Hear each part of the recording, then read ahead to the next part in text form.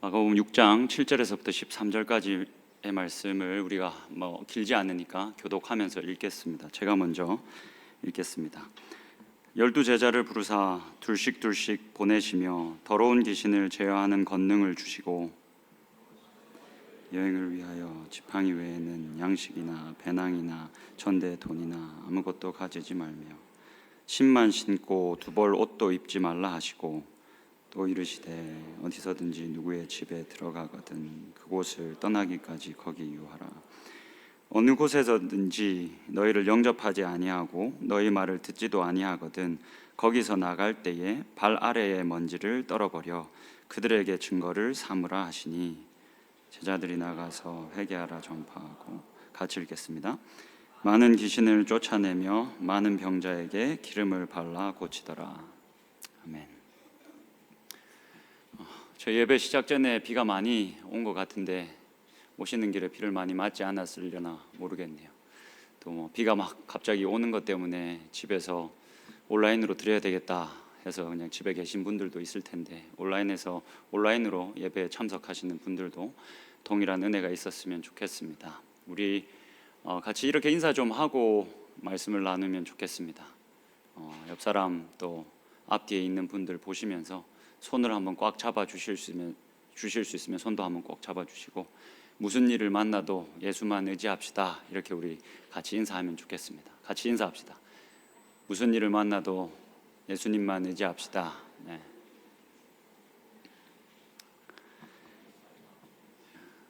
오늘 설교 제목은 여행을 위하여입니다. 예수님이 제자들을 불러다가 이제 어느 정도 시간이 지났다, 이제 어느 정도 이들이 잘 배웠다라고 생각을 하셨던지 이제 여행을 내보내십니다. 선교적인 삶을 실제적으로 살아라고 이 제자들을 내어 보내십니다. 오늘 그 제자들을 내어 보내시면서 예수님이 부탁하신 여러 가지의 말들, 이 오늘 설교의 핵심입니다. 여러분, 성경을 우리가 볼 때 이렇게 계속 성경을 보고 또 성경을 같이 나누면서 이 두 가지가 굉장히 중요하겠다라는 생각을 좀 합니다. 첫 번째는 상상력입니다. 사실 이 성경의 이야기는 하나님의 나라라는 이 이야기로 가득 차 있기 때문에 그 하나님의 나라가 이미 임했지만 아직 완전히 임한 것은 아니기 때문에 성경을 보면서 우리들이 가지는 상상력, 이것이 굉장히 중요합니다. 성경을 이해하는 데 있어서 상상력이 굉장히 중요하고, 그리고 또 한 가지는 공감 능력입니다. 여러분, T입니까? F입니까? 저는 완전 F라고 생각하는데 저에게 제일 가까운 사람이 계속 T라고, 당신 T라고 이렇게 평가를 하고 있어서 굉장히 기분이 나쁩니다. 여러분들은 어떻습니까? T입니까? F입니까? 근데 이 성경을 볼 때 이 F들이 좀 더 유리합니다. 제가 보면 T들 미안합니다. 근데 사실인 것 같습니다.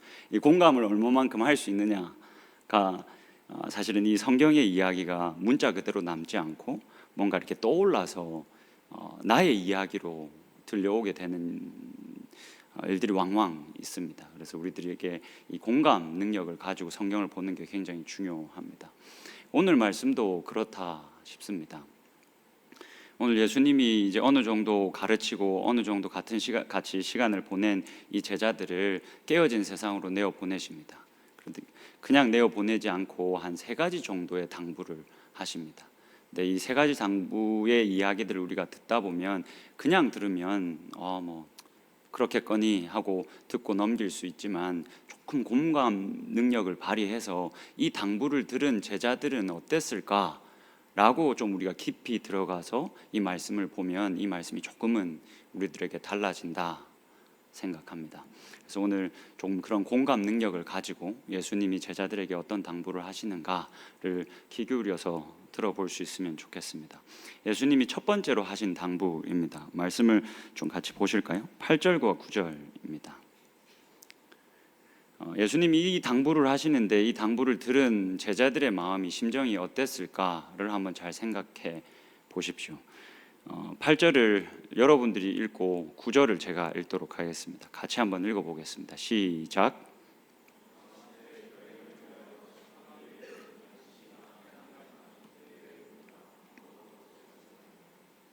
신만 신고 두 벌 옷도 입지 말라 하셨다.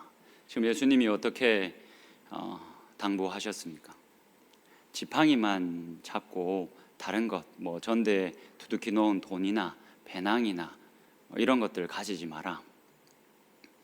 뭐 양식이나 빵이나 이런 것들 가지고 가지 마라. 그리고 네가 신고 있는 그 샌들만 신고 그 두 벌 옷도 가지고 가지 마라 라고 말합니다. 여기서는 이제 저희 한글로는 두 벌 옷이라고 번역했지만 사실은 그 조금 더 직역을 하면 속옷입니다. 이 팔레스타인은 일교차가 굉장히 심했습니다. 그래서 이 사람들이 기본적으로 우리처럼 뭐 상의와 하의와 이렇게 하의가 나누어져 있는 옷을 입지 않았고 겉옷을 입고 하나 이렇게 통으로 된 옷을 이렇게 입고 살았습니다. 그리고 속옷은 그 일교차가 심한 이 팔레스타인 지방에서 그 사람의 온기를 이렇게 지켜주는 역할을 했습니다. 근데 지금 예수님이 그 온기를 지켜줄 수 있는 속옷마저도 너희들이 챙기지 말고 가지지 말고 가라라고 이야기하십니다. 여러분 공감 능력을 좀 발휘해 보시겠습니까? 그 당부를 들은 제자들의 마음이 어땠겠습니까? 지금 이들이 막 지역들을 돌아다니면서 복음을 전해야 했습니다. 근데 지금 예수님이 하신 말씀은 쉽게 말해서 거짓골로 다녀도 된다. 딱히 너희들이 준비하지 않아도 너희들이 딱히 많은 능력을 가지고 있지 않아도 괜찮다. 그냥 가라. 무슨 말입니까? 하나님이 다 공급할 건데 하나님이 다 공급하실 거니까 그것만 믿고 가라. 네가 준비가 잘 되어 있지 않아도 괜찮다. 네가 능력이 많지 않아도 다 괜찮다. 그러니 그냥 가라. 그러니까 하나님이 다 채우시고 하나님이 공급하실 거다. 너 그거 믿을 수 있겠냐? 그것만 믿고 너 가도 된다.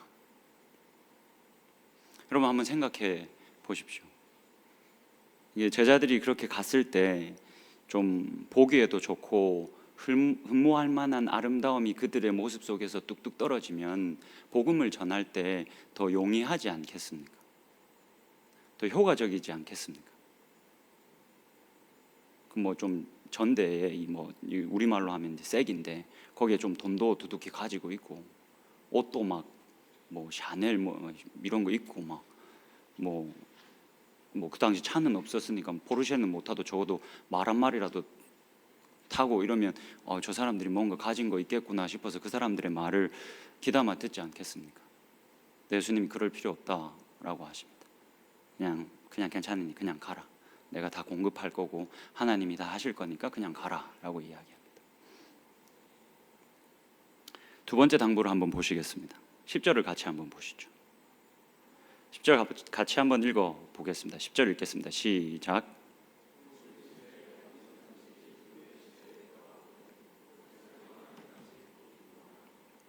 만약에 한 지역에 들어가서 그 지역의 어떤 첫 집이 너희들을 이렇게 문을 열어서 환대하고 너희들을 이렇게 받거든 그 집에서만 유하라라고 이야기합니다. 그러니까 다른 집에 가지 말라. 이 고대 근동에는 그 특별한 문화가 하나가 있었습니다. 여러분 구약 성경 보시다 보면 그 어떤 문화를 만나실 수 있을 텐데 나그네와 객 그러니까 손님들을 환대해야 하는 문화가 있었습니다. 이게 이 사람들에게는 아주 큰 미덕이었습니다. 우리 한국에는 어떤 큰 미덕이 있습니까? 동방예의주국이라는 자부심을 우리가 가지고 있지 않습니까? 그래서 이제 손 윗분들에게 우리가 손 윗분들을 잘 존경하고 모셔드리는 것, 이게 이제 한국에서는 굉장히 큰 미덕입니다. 근데 이 고대 근동에서는 나그네와 객, 이 손님을 아주 잘 정성스럽게 대접하는 것, 이게 이 사람들에게는 아주 큰 미덕이었습니다. 그래서 이 사람들이 이렇게 선교적인 삶을 살아가고 또 복음을 전파하기 위해서 그 집에 가면 이 나그네와 같은 모습을 하고 있는 제자들을 환대하려고 하는 집들이 여러 집들이 있었을 겁니다. 너희들이 첫 집에 들어갔는데 다른 집에서 훨씬 더 좋은 잠자리를 제공하고 훨씬 더 좋은 음식을 제공하려고 하거든 거기에 홀려서 그 집으로 가서 대접을 받지 말고 첫 번째 너희들이 간 그 집에서 해주는 그 환대에 만족하라.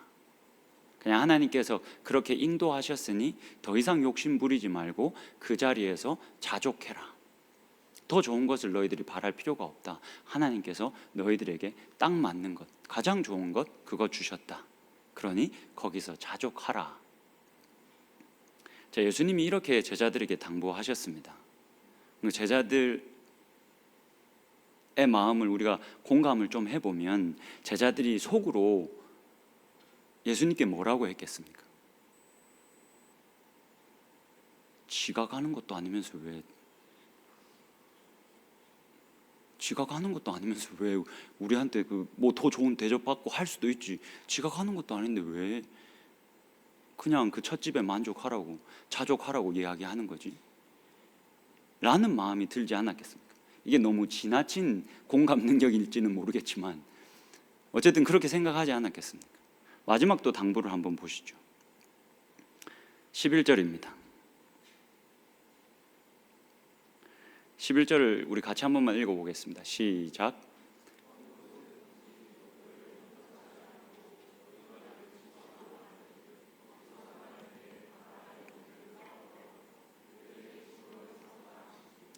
예수님이 마지막 하신 부탁입니다. 너희들이 복음을 전하는데 너희들이 그 전한 복음을 안 받아들일 사람들이 분명히 있을 거다. 그러면 그냥 깔끔히 접어라. 그냥 발에 먼지를 탈탈탈 털고 그냥 나오면 된다. 사도행전 13장에 보면 여러분 바울과 바나바가 이 선교적인 삶을 열심히 살아가는 모습을 우리가 보게 됩니다. 비시디아 안디옥이라는 곳에 바울과 바나바가 갔습니다. 안식일마다 회당을 찾아가서 말씀을 가르쳤습니다. 바울이 설교를 굉장히 잘했던 것 같습니다. 유대인들과 이방인으로서 그리스도인 된 사람들이 모두 다 몰려들어서 그 말씀을 듣기를 원했습니다. 많은 사람들이 듣고 유대인들이 회심하고 이방인들이 회심하는 일들이 일어났습니다. 거기서 어떤 이 힘을 가지고 있던 유대인들이 그런 바울과 바나바의 모습을 보고 배가 아프기 시작했습니다. 화가 나기 시작했습니다. 그래서 그 지역의 경건한 기부인들과 유력한 사람들을 모아서 이 바울과 바나바를 박해하기 시작했습니다.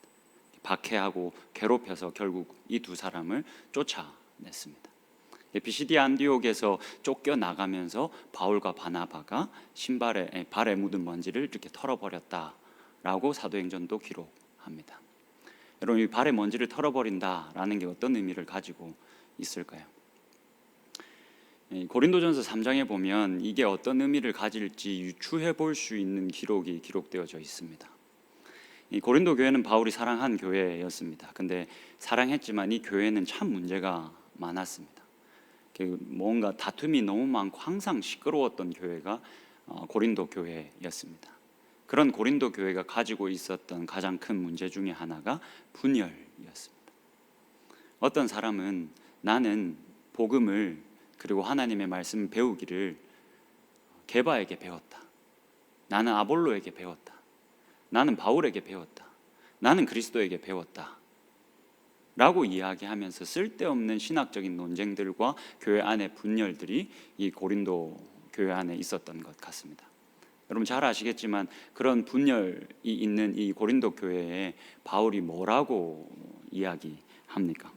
고린도전서 3장인데 제가 읽어드릴 테니까 잘 한번 들어보십시오. 그런즉 아볼로는 무엇이며 바울은 무엇이냐? 그들은 주께서 각각 주신 대로 너희로 하여금 믿게 한 사역자들이니라.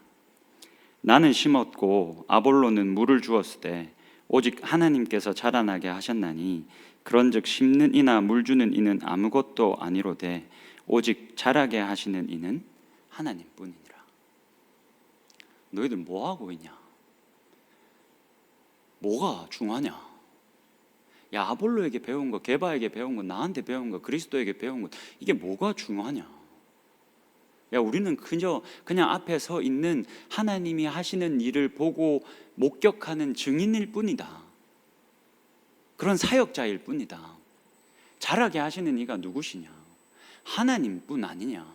그럼 너희들 뭐 하려고 이걸 가지고 싸우고 있냐? 우리가 씨도 뿌리고 물도 주고 다 하지만 결국 자라게 하시는 이는 하나님 한 분밖에 없다. 하나님이 다 하신다. 하나님이 하시는 거다 라고 이야기를 합니다. 여러분, 이런 답을 내어주고 있는 바울이라면, 바울이 비시디아 안디옥에서 쫓겨나갈 때 발에 먼지를 이렇게 탁탁탁 털어버린 건 어떤 의미를 가지고 있겠습니까? 내 소관이 아니라는 겁니다. 내가 복음 전하는 것, 그렇게 하나님의 나라를 보여주고 살아가는 것, 그렇게 선교적인 삶을 살아가는 것, 근데 그 사역의 성공과 실패는 내 소관이 아니라는 겁니다. 하나님의 소관이라는 겁니다. 그러니 예수님은 제자들에게 너희들이 실패할 수도 있다. 선교적인 삶을 살아가면서 실패하고 넘어지고 좌절하고 쓰러질 수 있다. 너희들이 살아가면서 인생 중에 큰 어려움들, 이런저런 어려움들을 만나고 넘어질 수 있다. 근데 하나님이 하신다. 그러니 그냥 너희들은 실패를 만나면 발에 먼지를 털고 떠나면 그만이다. 결국 자라나게 하시는 이는 하나님이시다. 그러니 너희들이 가서 실패를 만나도 개의치 말고 그냥 털고 그냥 다른 지역으로 가라. 그리고 그 영혼은 하나님께 맡겨라. 하나님이 다 하신다. 여러분, 이게 예수님께서 제자들을 내보내시면서 하신 당부의 말씀입니다. 여러분, 조금 생뚱맞고 엉뚱하지 않습니까? 왜 생뚱맞고 엉뚱합니까? 여러분, 그 속담 아십니까? 보기에 좋은 떡이 먹기에도 좋다. 보기에 좋은 떡이 먹기에도 좋다. 여러분, 이 세상이 가지고 있는 진리이자 이치이지 않습니까? 그런데 예수님이 이걸 무시해 버립니다. 이 이치를 무시해 버립니다. 야, 보기 좋지 않아도 상관없다. 그냥 지팡이만 들고 그냥 샌들 하나만 신고 가도 괜찮다. 꼭 보기 좋은 떡이 먹기 좋은 떡은 아니다 라고 이야기하시면서 그 원리와 그 이치를 거슬러 버리십니다.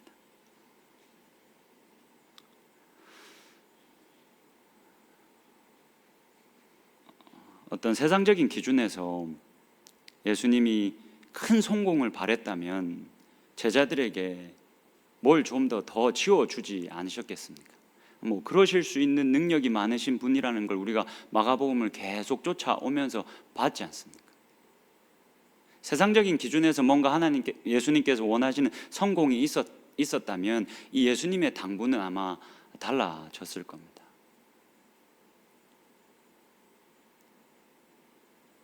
우리의 이야기를 같이 한 번만 해보죠.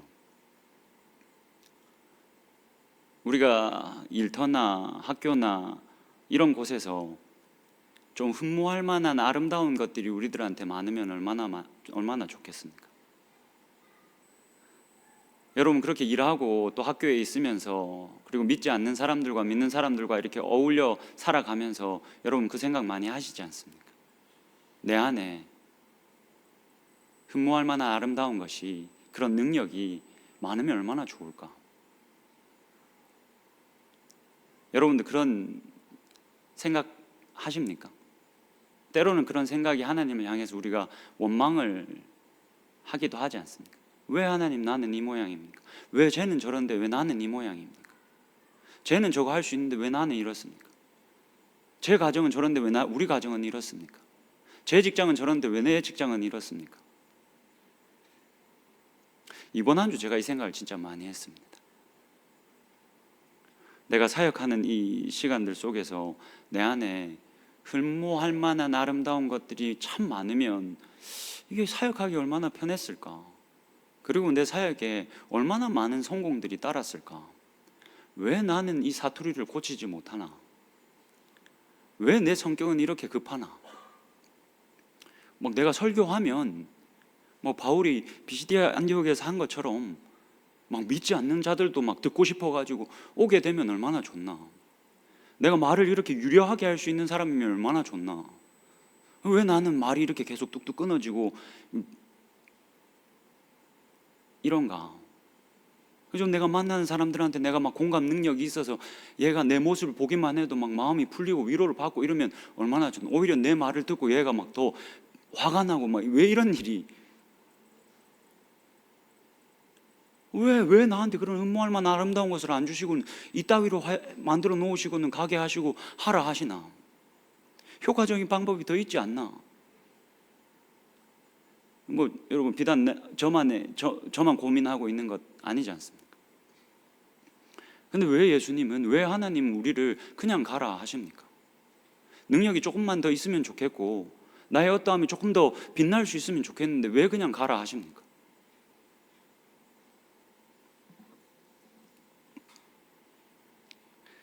신약 성경을 이렇게 훑어보면 참 이렇게 부러운 사람이 한 명 있습니다.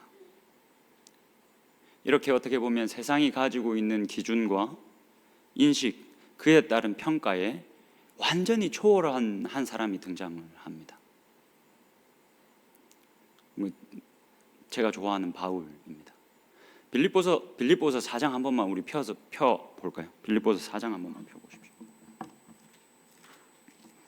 빌립보서 4장 10절을 빌립보서 4장 10절을 펴고 저를 좀 보십시오.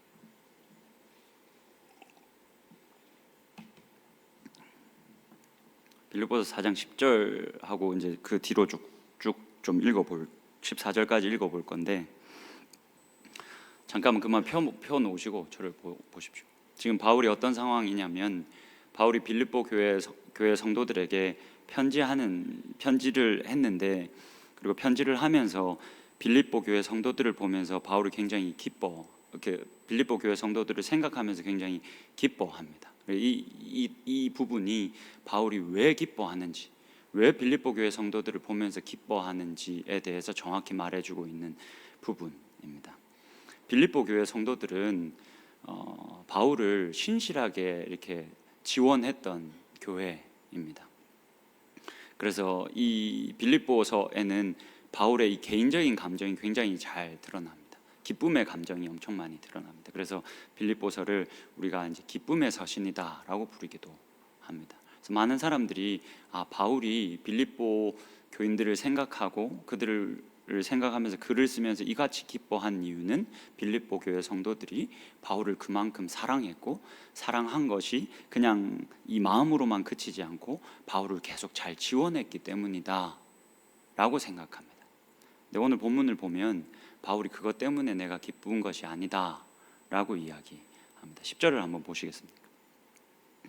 내가 주 안에서 크게 기뻐함은 너희가 나를 생각하던 것이 이제 다시 싹이 남이니 너희가 또한 이를 위하여 생각은 하였으나 기회가 없었느니라.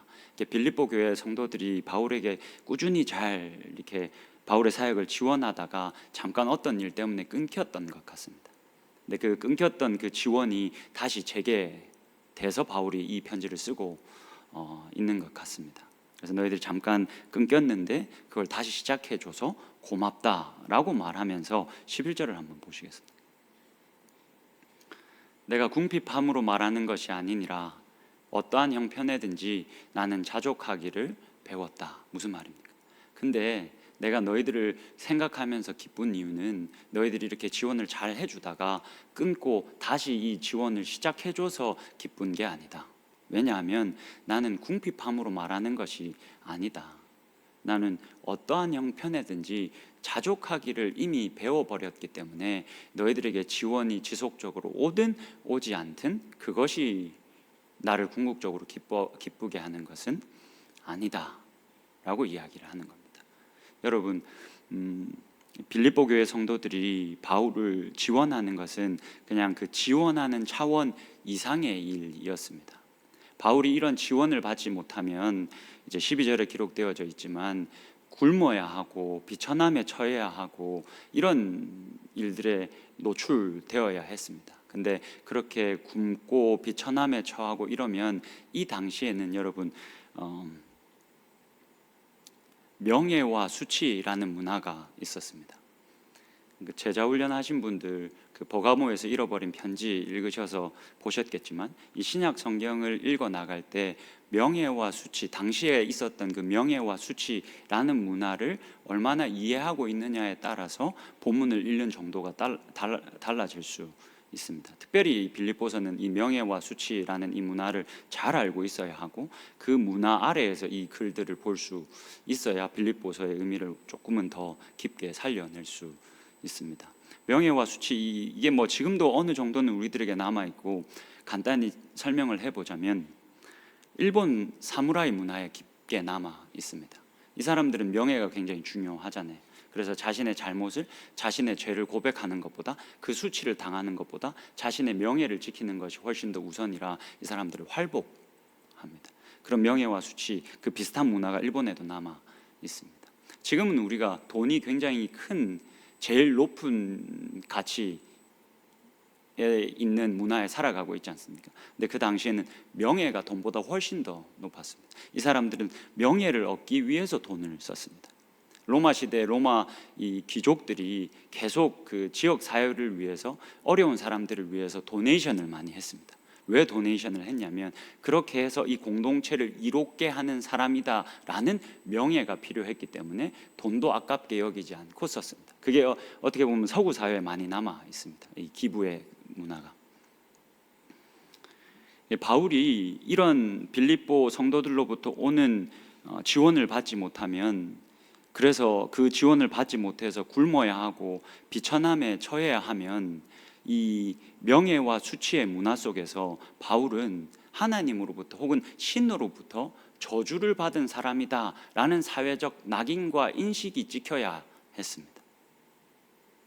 무슨 말인지 아시겠습니까? 어떻게 보면 배고프고 힘들고 비천해지고 이것보다 더 힘든 건 사회적인 인식이었습니다. 아유, 저 봐라, 저주받은, 뭐 우리말로 하면 루저인 거죠.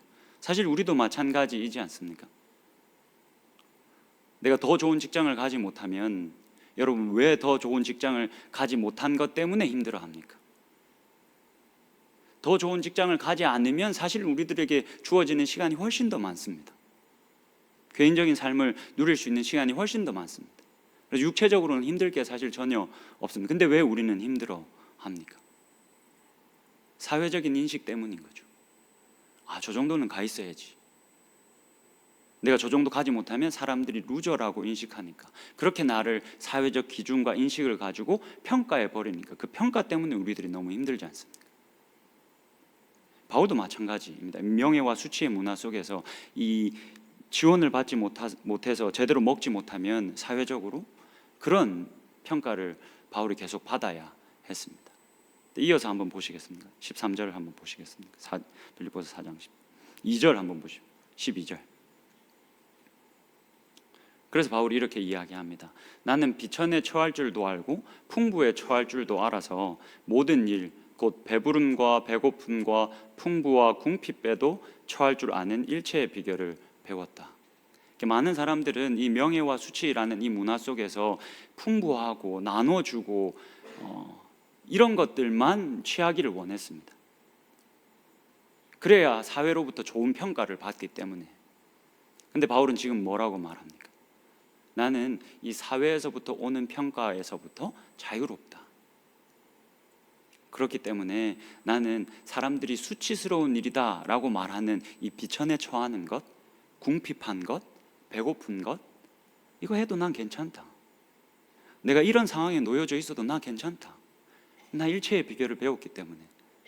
그래서 너희들이 잘 알아야 될 것은, 그냥 너희들이 주는 지원 때문에 내가 기뻐하고, 지원이 끊기면 힘들어하고, 지원을 받으면 사회적으로 좋은 평가를 받기 때문에 내가 즐거워하고, 지원을 받지 못하면 사회적으로 좋은 평가를 받지 못하기 때문에 슬퍼하지 않는다. 나는 그게 더 이상 문제가 되지 않는다 라고 이야기하면서 13절을 이렇게 이야기하는 겁니다. 13절 보실까요? 이 문화로서 이 글을 읽어보면서 우리 같이 한 번만 읽어보면 좋겠습니다. 같이 읽겠습니다. 시작.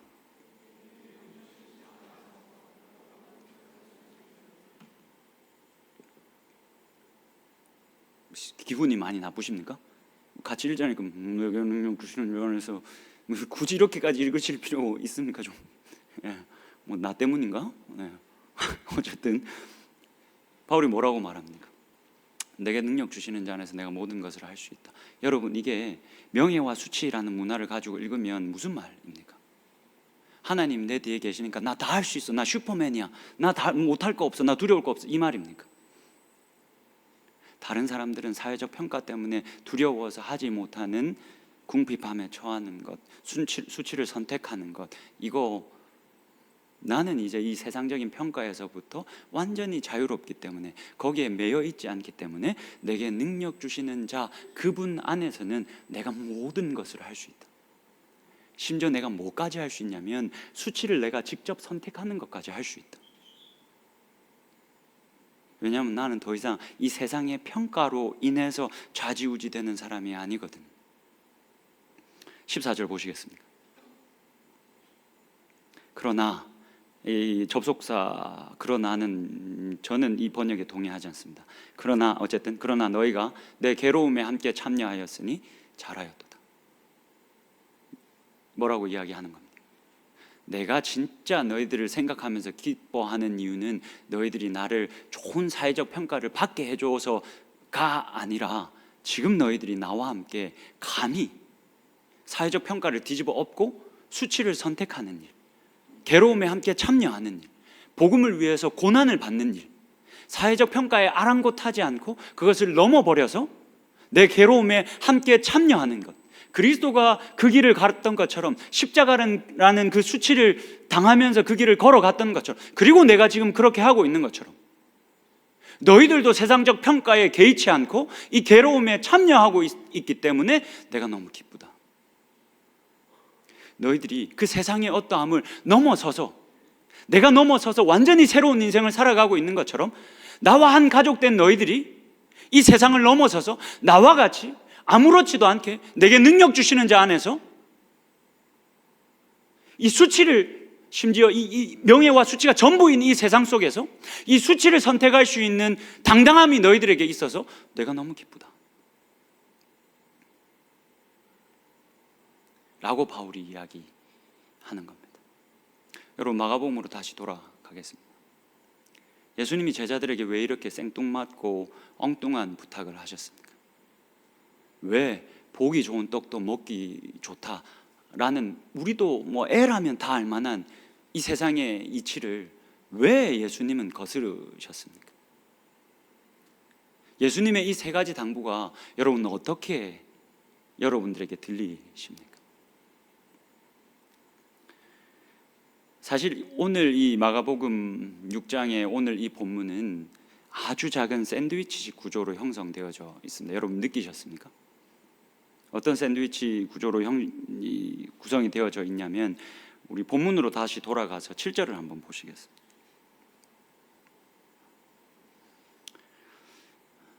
7절을 보고 그리고 마지막 12절, 13절 볼 텐데, 어떻게 이 이야기가, 이 예수님의 당부가 무슨 말에 이렇게 앞뒤로 이렇게 쌓여져 있는지를 여러분들 잘 보십시오. 7절을 먼저 보시죠.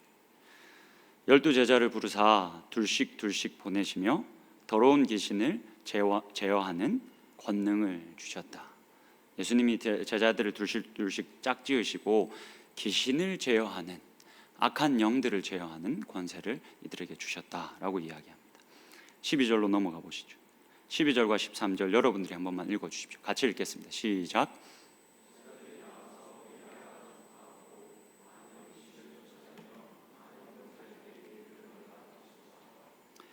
귀신을 제어하는 능력을 제자들이 받고 세 가지 당부를 예수님께 듣고 나갔습니다. 나가서 회개하라라고 회개하고 복음을 믿으라. 그 복음이 무엇입니까? 때가 찼고 하나님 나라가 여기 왔다라는 마가복음 1장 14절 15절 말씀이죠. 그리고는 13절 보시면 많은 귀신을 내어 쫓았다. 여러분, 어떻게 예수님의 당부가 지금 이렇게 쌓여져 있습니까? 어떤 샌드위치에 이렇게 쌓여져 있습니까? 제자들에게 예수님께서 귀신을 쫓아내는 권능을 주셨다. 여러분, 우리가 이제 뭐 지루하게 이제 마가복음 6장까지 왔으니까 계속 이 이야기를 하면서 우리가 예수님이 귀신을 쫓아내는 이야기들을 자주 했습니다. 마가복음에서 예수님이 귀신을 쫓아내는 이 장면의 의미가 무엇입니까? 마가복음 1장 14절 15절에 예수님께서 선포하셨습니다.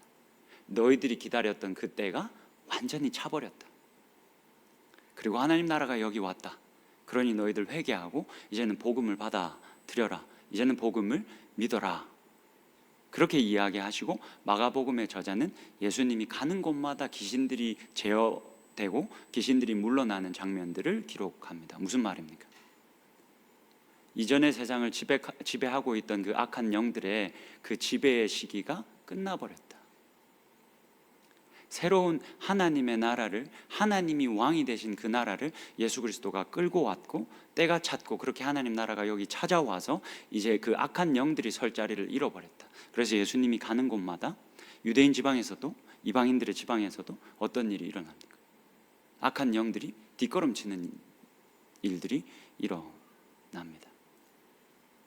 그 권능을, 그 의미를 제자들에게 주셨다라고 이야기하는 겁니다. 그렇다면 여러분 지금 예수님께서 그 제자들에게 하신 이 생뚱맞고 엉뚱한 이 당부는 무슨 의미를 가집니까? 무슨 선포입니까?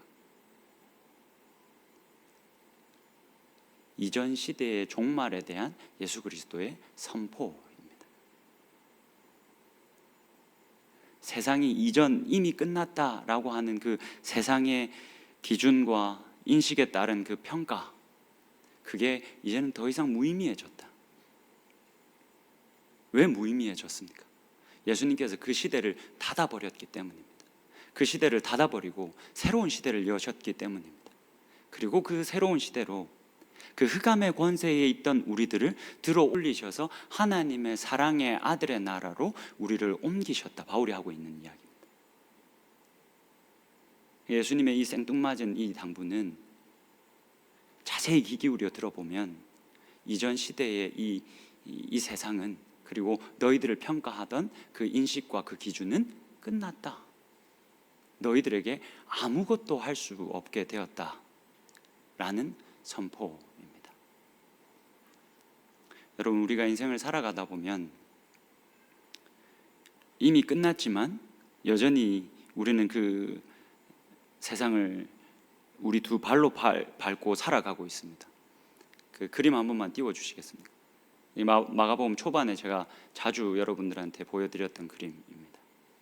하나님의 나라를 좀, 지금 예수님이 말하고 있고 바울이 이야기하고 있는 하나님의 나라를 좀 쉽게 그림으로 묘사하면 저렇습니다.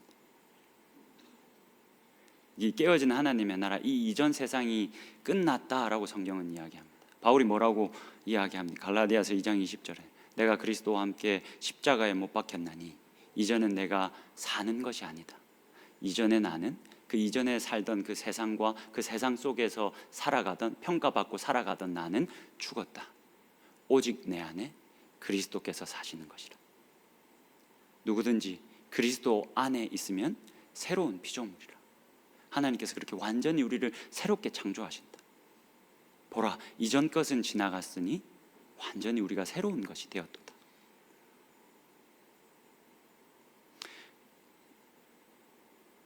하나님의 나라가 이미 임했습니다. 그러나 아직 완전히 임하지는 않았습니다. 그래서 여러분, 우리가 이 세상을 살아가다 보면 전쟁터와 같은 세상에서 우리들을 힘들게 하고 어렵게 하는 일들이 여러분들이 예수를 아무리 잘 믿어도 계속 있을 겁니다.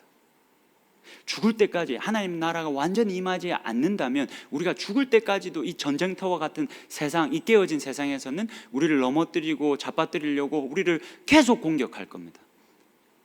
근데 성경은 뭐라고 말하냐면 그때마다 예수를 의지하라라고 이야기합니다. 많은 사람들이 그렇게 예수를 의지하자라고 말하는 우리들을 향해서 조롱합니다. 저 힘 없는 것들, 저 능력 없는 것들, 저들이 할 능력이 없으니까, 자기들이 가진 힘이 없으니까, 별 볼품 없으니까 그저 예수한테 피하려고 한다. 예수나 의지하려고 한다. 여러분, 진짜 그렇습니까? 우리가 예수를 의지한다라는 말은 무슨 의미입니까? 도표 계속 띄워주셔야 됩니다. 무슨 일을 만나도 예수를 의지한다라는 말은 여러분, 우리들에게 무슨 의미입니까? 하나님이 이미 승리하셨다라는 겁니다. 하나님이 이미 승리하셔서 우리를 그 승리의 나라로 이미 옮겼다라는 겁니다. 그래서 그 승리의 주인공이신 예수를 의지한다. 이 세상을 살아가면서 내가 수많은 환난과 고난과 역경을 만나고 살아가겠지만 예수가 승리하신 것이, 예수가 끌고 오신 이 하나님의 나라가 아직 완전히는 아니지만 이미 임한 이 하나님의 나라가 거짓이 될 수 없다. 그 사실이 너무나 자명하다. 세상의 어려움이 나를 막 넘어뜨리려고 할지라도 예수가 끌고 오신 그 하나님의 나라, 그렇게 시작되어진 하나님의 나라, 그리고 거기에 옮겨진 나, 이것은 변함없다 라고 인식하는 것, 그게 예수를 의지하는 겁니다. 내가 힘이 없어서, 내가 능력이 부족해서, 내가 뭐 힘든 일을 만나면 도와주세요, 제발 좀 도와주세요, 이 정도가 아닙니다. 우리가 믿고 있는 기독교는 그 정도가 아닙니다. 우리가 섬기는 하나님은 그 정도가 아닙니다. 여러분, 이미 하나님께서 승리하셨습니다. 왜 무슨 일을 만나도 우리가 예수를 의지해야겠습니까? 예수가 이미 승리하셨고, 예수가 이미 그 하나님 나라를 시작하게 하셨고, 예수가 우리를 들어서 흑암의 권세에서 하나님의 나라로 옮겼기 때문에, 그래서 우리는 예수를 의지합니다. 무슨 일을 만나도 우리가 예수를 의지하는 이유는 이 때문입니다. 우리가 능력이 없어서, 우리가 부족해서, 뭐 빌면 하나님께서 나타나서 뭐 고쳐주시고 그래서가 아니라, 물론 그렇게도 하시지만 이미 놀라운 일을 하셨기 때문에 우리는 예수를 의지합니다. 그렇게 우리는 예수께 접붙여져 있어야 하는 자들입니다. 그렇게 접붙여져 있지 않으면 여러분들에게 자주 찾아오는 세상의 환난과 고통이 여러분들을 넘어뜨릴 겁니다. 세상이 가지고 있는 그 평가가 여러분들의 마음을 힘들게 할 겁니다. 그래서 고작 내가 원하던 거에 합격하면 좋고 불합격하면 슬프고, 여러분, 우리들에게 허락하신 기독교는, 우리들에게 자신을 내어주신 그 예수 그리스도는 그리 작지 않습니다. 그렇게 별 볼 일 없지 않습니다. 이미 그 세상의 평가를 거뜬히 우습게 여기고 넘어설 만한 놀라운 일을 우리들에게 하셨습니다. 그 놀라운 일을 하신 그 예수 그리스도를 평생 어떤 일을 만나도 의지하며 살아갈 수 있는, 그래서 당당하게, 그래서 뭐 어쩌라고, 그렇게 이렇게 됐는데 나보고 뭐 어쩌라고, 그렇게 당당하게 외치며 예수께 접붙임 되어져서 예수만 의지하고 살아갈 수 있는 저와 여러분이 될 수 있기를 주님의 이름으로 축복합니다. 우리 같이 어려운 일을 만날 때 같이 찬양합시다. 같이 찬양하면서 헌금하고 같이 기도하겠습니다.